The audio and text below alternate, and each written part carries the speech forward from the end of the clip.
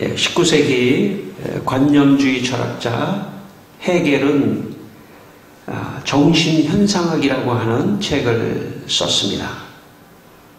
헤겔은 그 책에서 우리 정신이 가장 높은 판단을 하기 위해서 변증법의 논리 전개를 3단계로 나누어서 설명했습니다.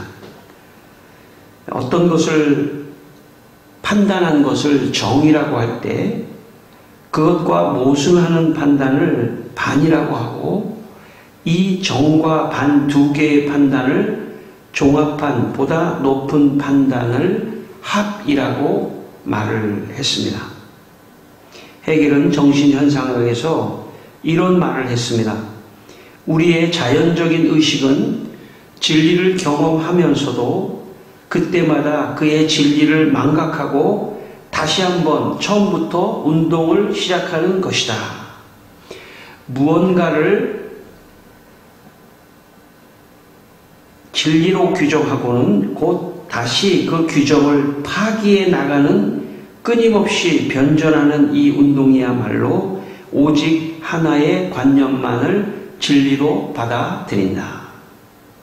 실로 정신은 그가 겪는 대립이 크면 클수록 자체 내로 복귀했을 때 그의 존재는 그만큼 더 커지게 된다. 그런 말을 했습니다. 이 말을 제가 이렇게 풀어보겠습니다. 내 인생의 계획이 내가 원하는 대로 되지 않았다고 해서 낙심하지 말아야 합니다. 내 계획이 실패한 그 지점에서 오히려 나를 돌아보고 바른 방향으로 나아간다면 더 좋은 결과를 얻을 수 있다는 것입니다. 그러니까 성공과 실패라고 하는 것은 동전의 양면과 같이 다 의미가 없는 것이 아니라 다 의미가 있다. 그런 것입니다. 하나님의 자녀들이 인생에서 실패를 하더라도 하나님은 그 실패를 통해 오히려 더 큰 것을 깨닫게 하시고 마침내는 더 좋은 선을 이루어 가시는 것입니다. 로마서 8장 28절에 이런 말씀이 있습니다. 우리가 알거니와 하나님을 사랑하는 자 곧 그의 뜻대로 부르심을 입은 자들에게는 모든 것이 합력하여 선을 이루느니라. 우리의 삶에 성공과 실패가 대립되는 것 같지만 사실은 실패가 나쁜 것이 아닐 수 있습니다.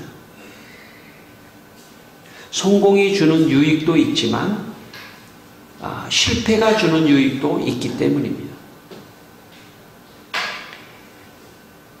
하나님은 우리의 성공과 실패 모두를 다 사용하셔서 그 사람을 만들어 가시고 그리고 선을 이루어 가시기 때문입니다.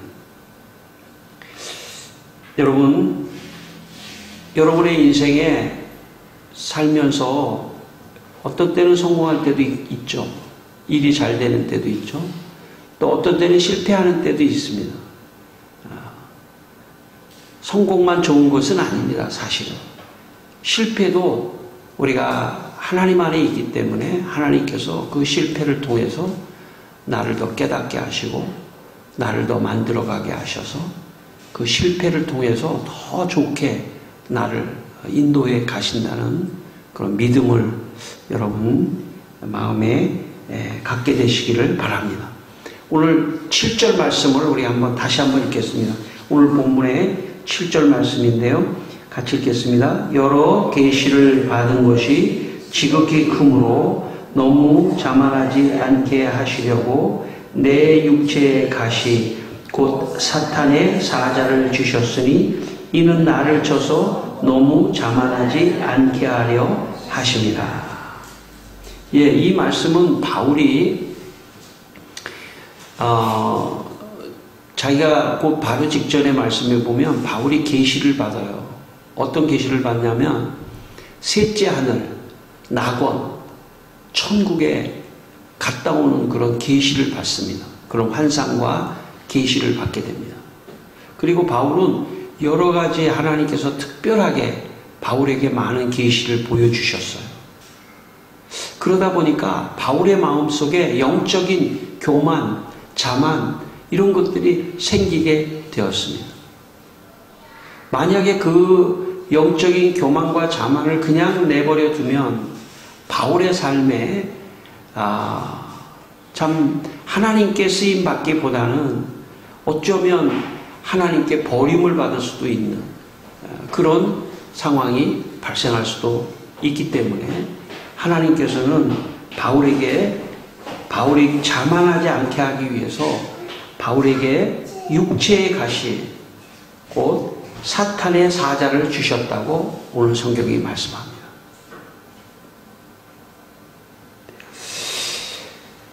제 어린 시절에 저는 형이 둘이 있었는데 형들이 유리 구슬로 된 아마 제 생각에는 일본 말 같은데 다마라고 하는 유리 구슬로 된 조그만 다마를 굉장히 좋아해서 집에 그 다마를 많이 모았습니다.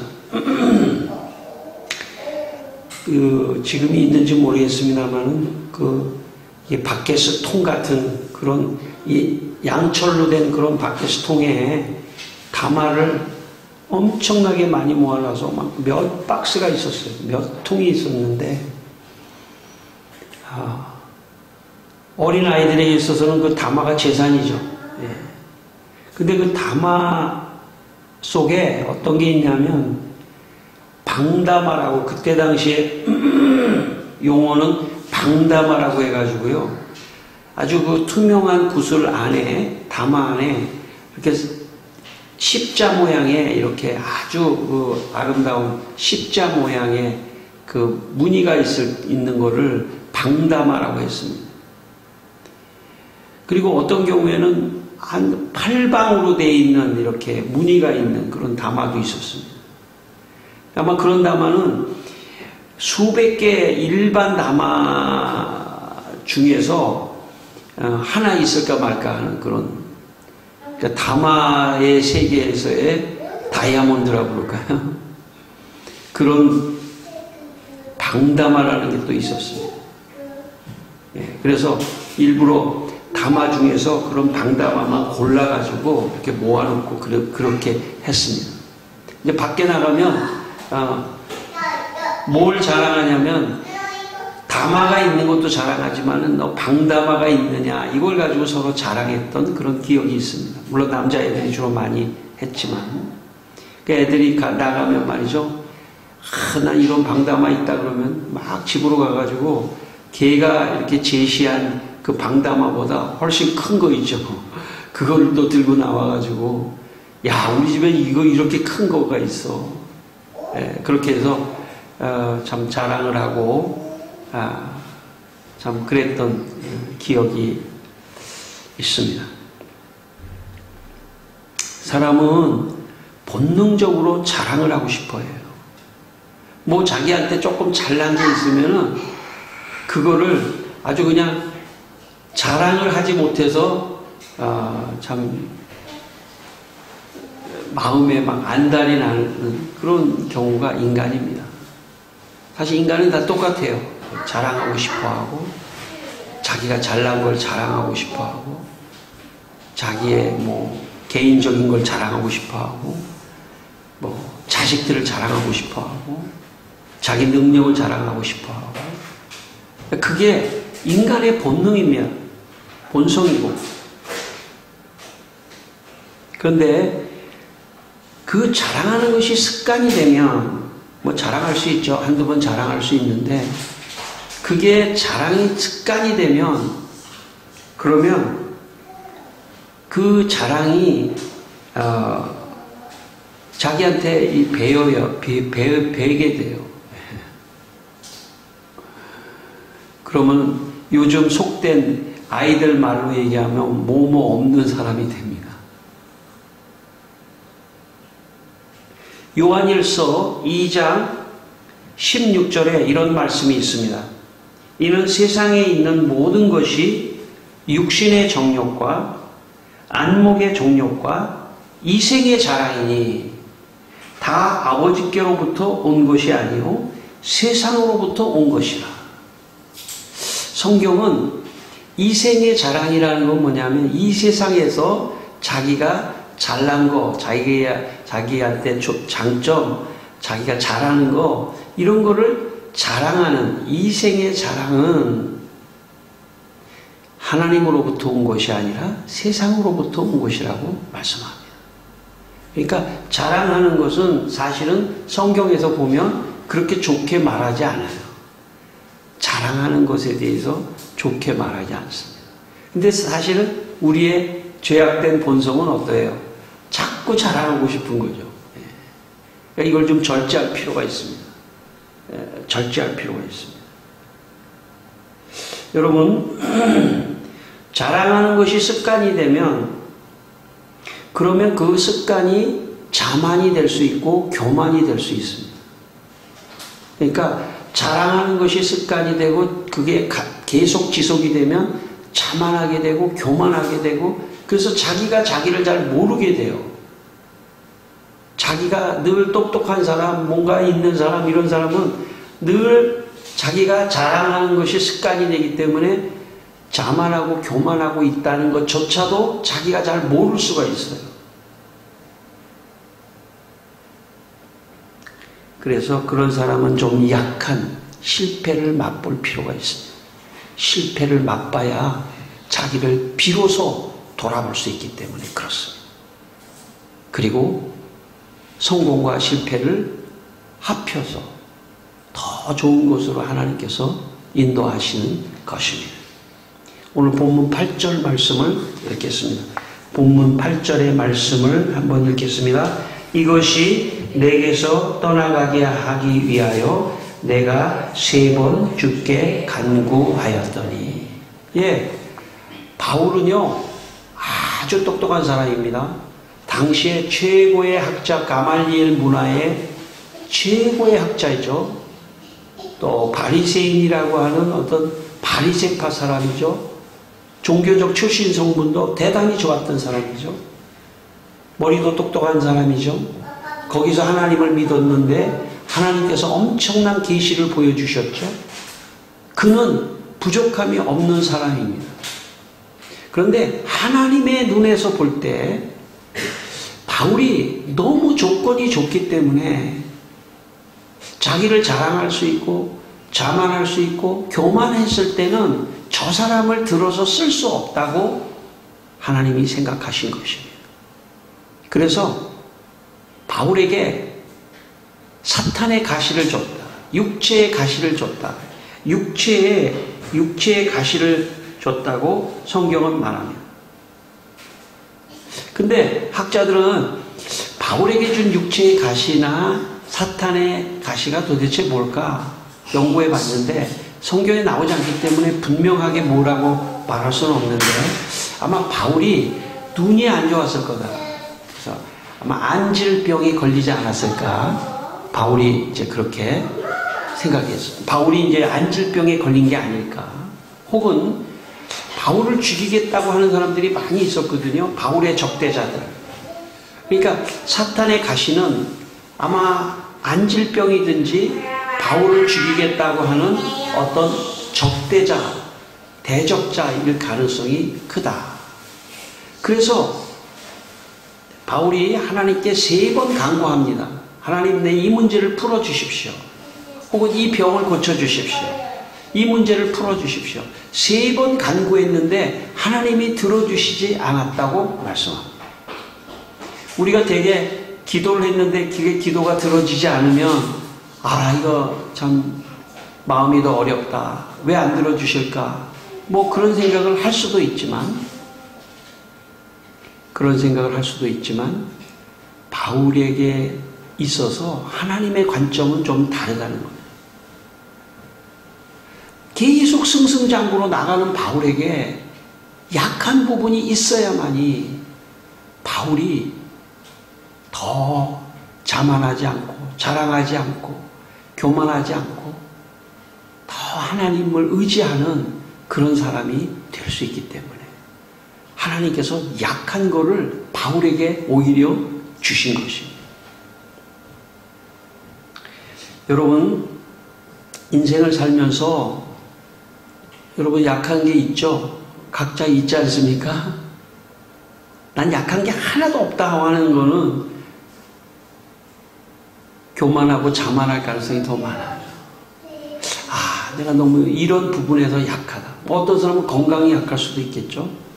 어떤 사람은 집안이 약할 수도 있겠고, 경제적으로 약할 수도 있겠고, 여러 가지 약점이 있을 수 있지 않습니까? 근데 그 약점이 나쁜 것만은 아니라는 거예요. 그 약점이 오히려 나로 하여금 자만하거나 교만하지 않게 하기 위한 하나님의 은혜와 축복의 선물일 수도 있다는 것입니다. 이것이 그리스도인들의 해석입니다. 세상의 사람들은 내가 약하고 어려운 것에 대해서 분노하고 원망하지만 우리는 그렇게 생각하지 않습니다. 그것은 오히려 하나님께서 나로 하여금 합력하여 더 좋은 선으로 이끌기 위한 하나님의 축복과 은혜의 선물일 수도 있다고 우리는 해석할 수 있는 것입니다. 여러분, 성경의 바울 이래로 기독교 2000년의 역사에 최고의 신학자가 있습니다. 그는 제가 늘 말씀드리지만 5세기의 서방 라틴 교부 아우구스티누스입니다. 그 아우구스티누스에게는 가슴에 통증의 병이 있었습니다. 그는 가슴의 통증병이 때문에 늘 시달렸습니다. 그래서 그의 고백록에 이런 고백을 그가 하고 있습니다. 그해 여름에 과중한 문학 수업으로 폐가 약해지기 시작했고 숨을 들이쉬기가 힘들어졌습니다. 가슴의 통증으로 거기에 병이 들었다는 증거가 나타났고 맑은 목청을 내기도 길게 소리를 뽑기도 힘들었습니다. 아우구스티누스는 가슴의 통증병을 앓고 있었습니다. 모르겠어요. 오늘날 정도의 의학기술이었다면 고칠 수도 있었을지 모르지만 그 당시에는 그는 가슴의 통증병을 매일 일으키는 건 아니지만 늘 평생을 안고 살아가야 했습니다. 그런데 아우구스티누스는 2000년의 기독교 역사의 최고의 신학자가 되었습니다. 그는 머리가 똑똑한 사람이었습니다. 그런데 그에게 가슴에 통증이 없었다면 어쩌면 그는 하나님 앞에 나오지 않았을지도 모릅니다. 어쩌면 그는 자기가 언제 가슴의 통증으로 죽을 수도 있다고 하는 그런 불안감 때문에 하나님을 더 의지했을지도 모릅니다. 그는 평생에 73종의 책을 썼으며 낙권으로는 232권의 책을 썼습니다. 많은 신학자들이 책을 썼지만 다 그게 분실되는 경우도 많고 불타 없어지는 경우도 많고 유실되는 경우도 많았는데 아우구스티누스의 작품만큼은 마지막까지 그가 틀린 것까지 교정해놓고 숨을 거두는 그런 역사가 일어났습니다. 그래서 기독교 2000년의 역사에 성경 다음으로 성경을 어떻게 해석한 사람이 또 모델이 필요한데 아우구스티누스의 해석을 많은 사람들이 역사 속에서 다 그 말씀 신학을 다 배우고 참 성경을 잘 해석하게 되었습니다. 아우구스티누스가 이렇게 모든 삶을 잘 살고 그는 76세에 사망했습니다. 그 당시의 나이로는 대단히 장수를 한 것입니다. 가슴의 통증으로 젊은 날 그는 죽을 수도 있었는데 하나님께서 그의 인생을 붙들어서 충분히 신학적인 작품도 내고 충분히 교회를 위해서 봉사하다가 하나님 앞에 부름을 받았습니다. 아우구스티누스가 일평생 그가 말한 말이 하나 있습니다. 그것은 뭐냐면 첫째도 겸손, 둘째도 겸손, 셋째도 겸손. 왜 그렇게 그가 이렇게 할 수 있었을까요? 그는 어쩌면 하나님께서 그의 육신의 약함을 심어 놓아서 언제나 자기가 자고하고 교만하고 이거 내가 한 거야, 이거 내가 이룬 거야, 이거 내가 쓴 거야, 이거 내가 한 거야 라는 그 자만과 교만을 꺾기 위하여 어쩌면 약함을 그 몸에 심어줬을지도 모릅니다. 그러다 보니까 아우구스티누스는 언제나 겸손하게 이것은 내가 쓴 것이 아니라, 이 책은 내가 쓴 것이 아니라 주님이 하신 것입니다. 겸손하라. 인생에서 약한 것이 없는 사람은 참 인간이 연약해서 자기의 약함이 없는 사람은 자만하고 교만할 가능성이 많이 있습니다. 그런 사람은 자기를 자랑하다가 교만하다가 결국은 사람에게 버림받을 뿐만 아니라 쟤 뭐뭐 없는 애야.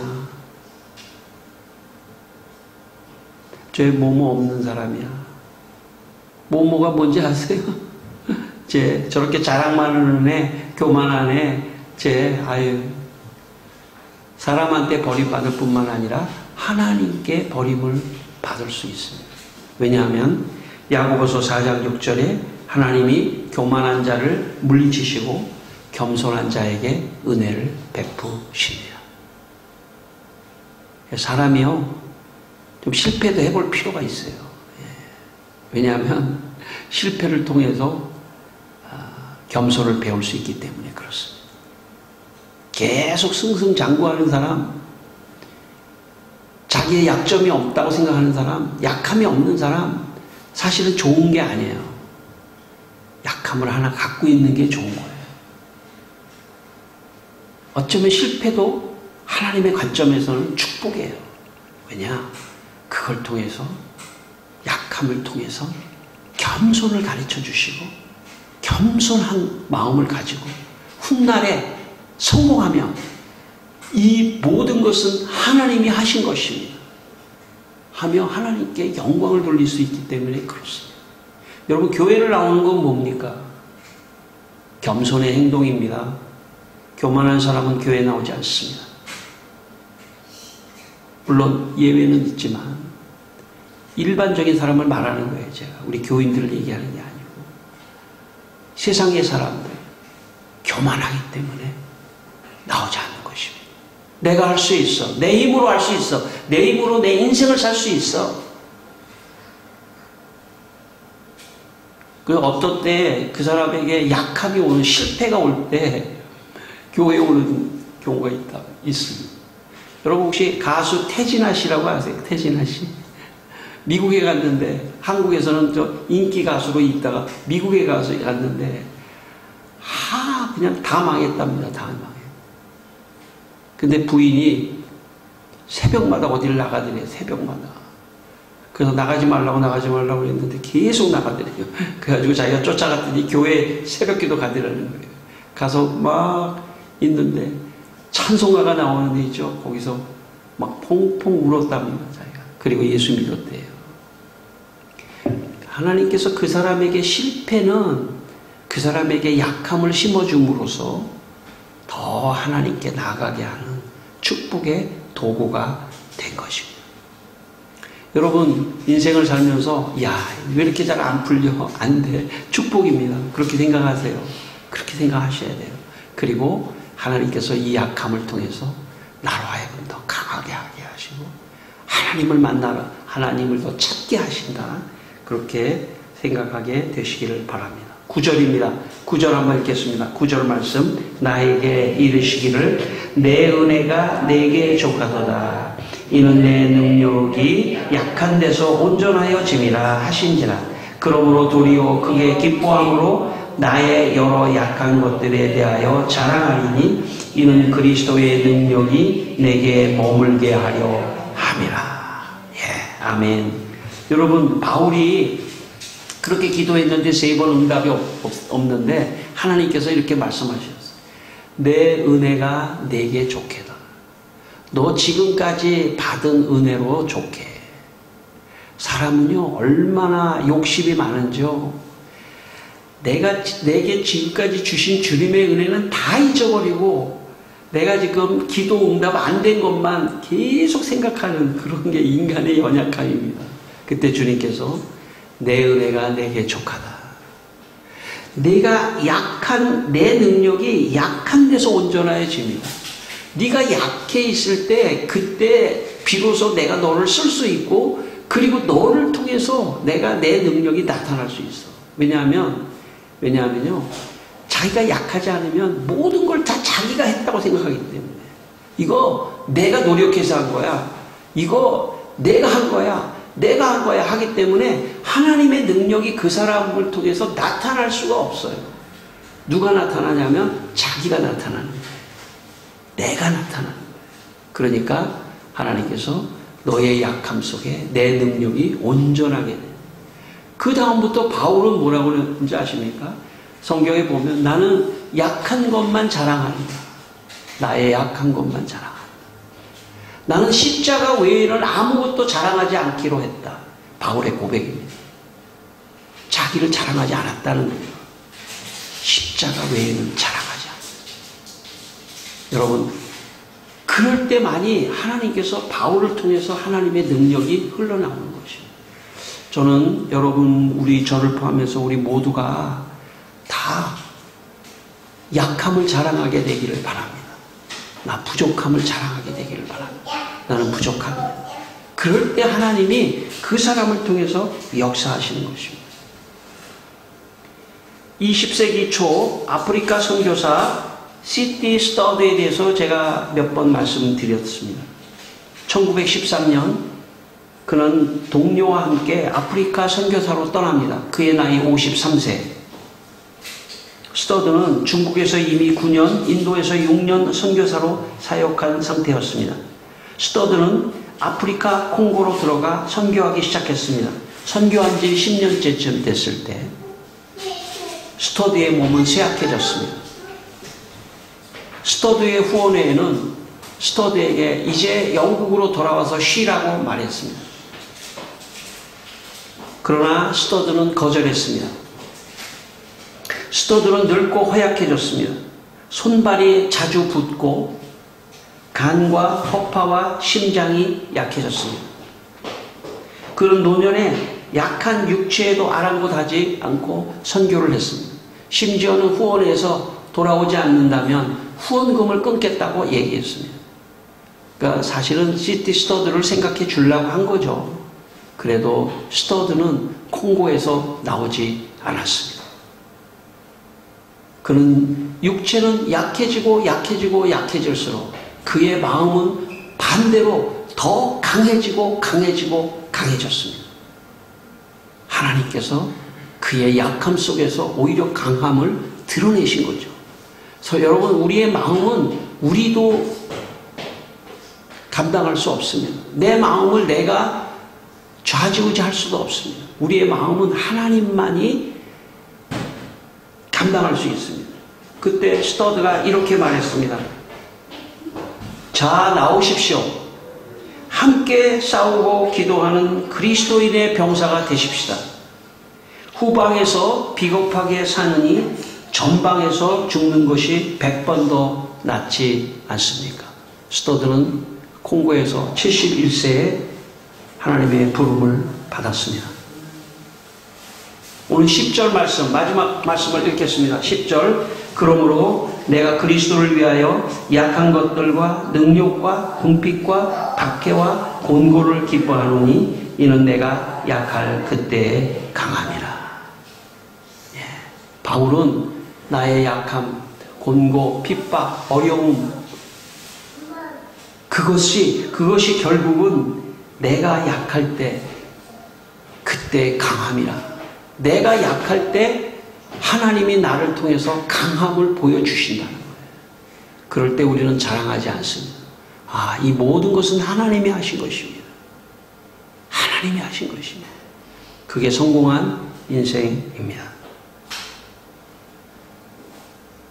어느 교회 유치부에서 선생님이 유치부 애들에게 구약 성경에 나오는 여리고성이 무너지는 이야기를 한참 해줬습니다. 그리고 그 여리고성이 무너진 얘기를 하다가 그 유치부 아이, 저 우빈이 같은 유치부 아이, 우빈이보다 좀 큰 유치부 아이한테 물어봤습니다. 그 앞에 있는 앉아있는 애한테 여리고성은 누가 무너뜨렸어? 그랬더니 그 아이가 졸고 있었는지 갑자기 화들짝 깜짝 놀라면서 아, 제가 아니에요 그러더라고요. 정답입니다. 여리고성은 그 아이가 무너뜨린 게 아니에요. 하나님이 무너뜨리신 것입니다. 여러분, 내가 자랑하고 교만하고 내가 자만할 때는 내 인생의 성공을 다 내가 한 거라고 말하게 돼 있어요. 내가 얼마나 노력하는 사람인데 내 노력 모르지? 엄청나게 노력해. 자기가 자기 인생을 성공했다고 말하는 교만한 사람이 되게 돼 있어요. 그러나 하나님을 아는 사람은 하나님께서 특별히 그 사람에게 약함을 심어준 사람은 내가 성공해도 모든 것은 하나님이 하신 것입니다. 하나님께 영광을 돌립니다. 그 사람이 진짜 성공한 사람입니다. 그런 사람이 오늘 바울입니다. 바울은 나의 약함을 자랑하고 나의 강함은 하나님의 역사였다고 고백을 하고 있는 것입니다. 사랑하는 성도 여러분, 여러분의 실패는 여러분에게 약함을 혹시 심어주신 것은 축복입니다. 그 축복을 여러분의 마음속에 간직하고 한 주간 또 승리하시기를 주의 이름으로 축원합니다. 기도하겠습니다. 우리 한번 기도하겠습니다. 다 같이 한번 기도하겠습니다. 하나님 아버지, 정말 아버지 하나님, 우리의 성공과 실패를 다 하나님께서 참 하나로 묶어주시고 그래서 선으로 끝내는 이루어주시는 줄 믿습니다. 우리 모든 여기 성도 여러분, 하나님께서 함께하여 주시고 주님이여 이분들의 삶에 개입하여 주셔서 혹시 약함이 있더라도 아버지 하나님 절망하지 말고 그 약함 속에서 하나님을 더 발견하게 하시고 또 하나님을 더 의지하는 성도들이 되게 하여 주시기를 원합니다. 그래서 모든 게 다 잘 됐을 때 모든 영광을 하나님께 돌리는 성숙한 성도들이 다 되게 해 주시옵소서.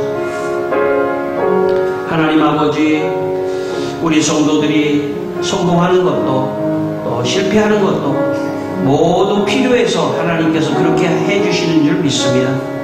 우리 성도들의 성공과 실패를 모두 합하여 결국에는 축복받는 선한 길로 인도하여 주시옵소서.